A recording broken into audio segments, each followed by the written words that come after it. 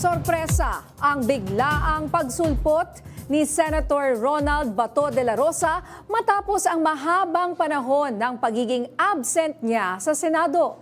Pero panggulat din ang pagdating ng mga tauhan ng NBI para ipatupad ang arrest warrant ng International Criminal Court.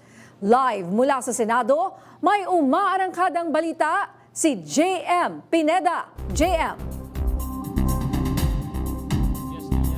Sa Senate compound, nagpalipas ng gabi itong si Senator Bato de la Rosa matapos nga yung tangkang pag-ahain ng warrant of arrest ng NBI kagabi.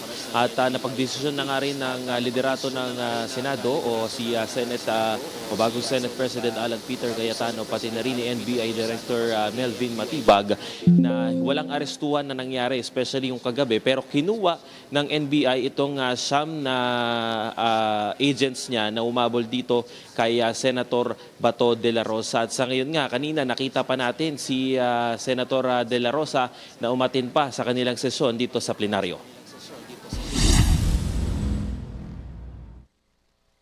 Kahapon ay sinailalim na sa Senate Protective Custody si Senator Ronald Bato de la Rosa. Mahigpit ang pagbabantay sa kwarto kung saan nananatili ang senador na ilang buwan ding hindi nagpakita sa Senado. Nagkausap na kagabi ang bagong liderato ng Senado at National Bureau of Investigation na walang arestuhan na mangyayari. Pero hindi pa kontento ang kampo ni Bato. Kinumpirma kasi ng mga abogado niya na may pending motion sa Korte Suprema na magkakaroon ng temporary restraining order laban sa paghahain ng arrest warrant na galing sa ICC. It really depends upon the Supreme Court. It really depends upon the Supreme Court. So I'm hoping and praying that they will act on it this afternoon. It is very important so that the tension would be at least stopped or at least lessened. So that while the petition is, the main petition is still being deliberated, there is a TRO that will be issued hopefully, and that would stop the PNP and other government agencies in their attempt to arrest Senator Bato de la Rosa. Sa kabila ng pagkumpirma ng ICC sa arrest warrant, gate pa rin ni Senator Bato, susuko lang siya kung korte sa Pilipinas manggagaling ang warrant of arrest. Dumepensa rin si Senator Bato sa war on drugs. Ang role ko is para mag-lead sa war on drugs. Ha? And it doesn't mean pag war on drugs ay patayin lahat ng tao. Ha? Of course, kung buhay ng mga pulis ay nasa bingit ng kamatayan, ay dapat lipisan ang sarili nila. Wala akong pang-abuso na hinahayaan. Kung meron man, pinapimbestigahan natin.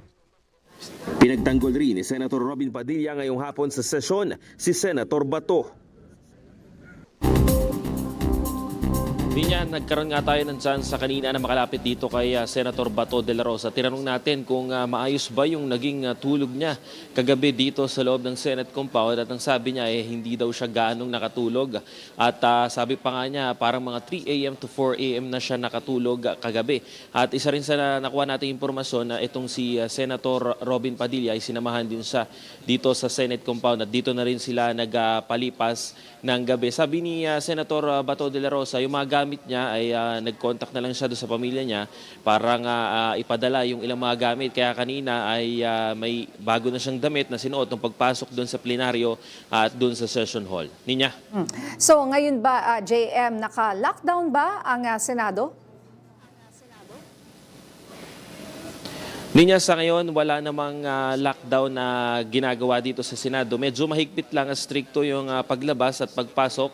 At ang ginagawa ng Office of the Senate Sergeant at Arms ay mahigpit na binabantayan itong mga pumapasok dito sa Senado, especially mga empleyado, yung mga miyembro ng media at yung ilan pang mga kasama ng mga senador, kanilang mga legal counsel na pumapasok dito.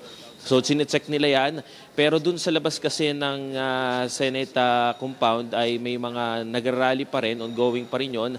Kanina ay bumababa lang yung tensyon at pero bumabalik ulit pag dumadami yung mga nagrarally doon na taga-suporta nga nitong si Senator Bato de la Rosa. Meron ba bang mga NBI agents ba dyan o police na handang arestuhin itong si Senator Bato? Ninya, pagdating dun sa mga NBI agents, isa kasi yun sa napag-usapan kagabi ni Senate President Cayetano, pati na rin ni Attorney Matibag, na wala ng NBI agent na lalapit o magtatangkang mag-ahin nga nitong warrant of arrest. Pero pagdating dun sa PNP, wala pa tayong impormasyon kung itong si DILG Secretary John Vic Rimulya ay posibleng mag-utos na rin. Pati yung mga general dito sa PNP, sa mga liderato ng PNP, wala pa tayong impormasyon kung ito ba ay ihahain na nila yung warrant of arrest. Kasi hanggang ngayon nga ay nasa Senate protective custody pa itong si Senator Bato. At sinabi nga, ginigiit pa nga rin ito ni SP Cayetano na hindi sila tatanggap nitong arrest warrant dahil nga ginigiit pa rin nila na dapat ang PCTC ang kokontakin ng Interpol mula sa ibang bansa para ang gawin ay mismong korte ng Pilipinas ang mag-i-issue nitong warrant of arrest. Ninya. All right, maraming salamat, JM Pineda.